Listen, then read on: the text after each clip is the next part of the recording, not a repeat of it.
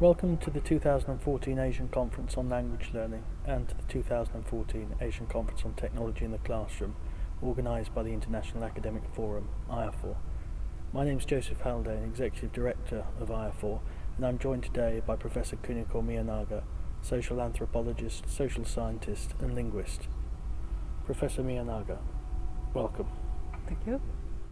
Professor Miyanaga, perhaps you can tell us about your current research in social anthropology and linguistics, how it came about, and give us a brief overview. I'm doing research on Japanese way of learning English, and I never expected that they would have such serious confrontations with English. On the surface, it is with English, but actually you don't confront with anything else but with yourself. So they confront with themselves through learning English. And I think I have found out why. It's related to the sense of factuality English offers. So when you say Yes. when you say confront themselves, you mean they confront a personality? They confront who they are? Is that what you're saying?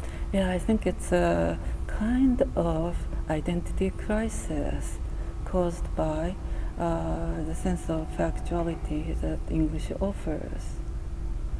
And it confuses their conviction as a Japanese and where they have been standing as a Japanese. And yes. So they do find this in some ways threatening. Yes, You absolutely. mentioned an anecdote this morning. Yes. Perhaps you could again highlight the anecdote of a Japanese Yes, who went to yes. the United States. It was Boston, That's if right. I remember, Yes.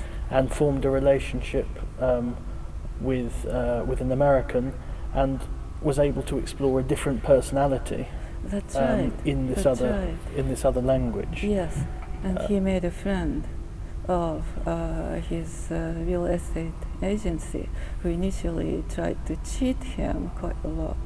And he even earned respect from this person. But then he found that he couldn't get along with his colleagues in Japan. So he made one of his men cry over the phone on the other end. And Because he was perceived as being too that's aggressive. Right. He removed the emotional security between that person, allowing a long time before, and it was totally destroyed within a few months. But this is something that you've studied and you've seen. Yes. But yourself as a Japanese, having spent quite an amount of time in Yes. Harvard, in Yes. Stanford, and Oxford in the UK. Yes. Have you also experienced this phenomenon personally? Yes, I have. But I was lucky that I had more time than this person, and also I was under the guidance of very good professors who could explain what I was going through, and who actually offered the solution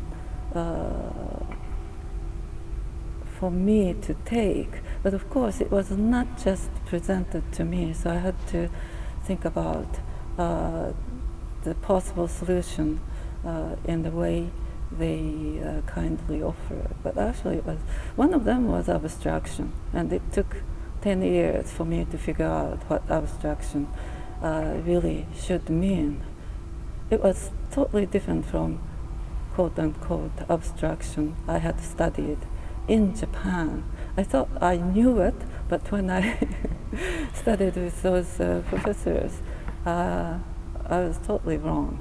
So one of these, a broader term that many people are aware of is culture shock, where you go into a different culture. Yes. And then another thing is the reverse culture shock. Yes. So when you first went abroad and studied, and you found you were confronted by this new Kuniko, because you were able to express a different part of yourself through language. Yes. Did you then find coming back into Japanese difficult? Yes, it was more difficult than going to the United States.